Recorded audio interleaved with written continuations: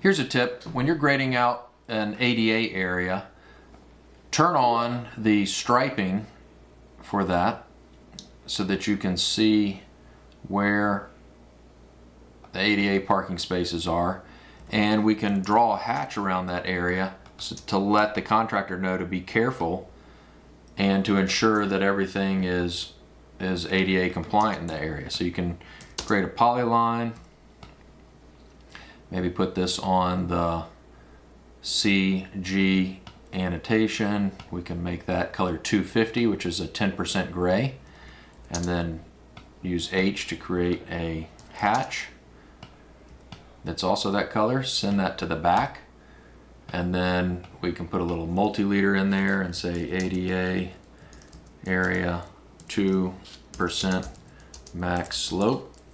And since we're not pointing to a specific object, we can just change this to a dot just to indicate that area. Put that on the CG annotation note.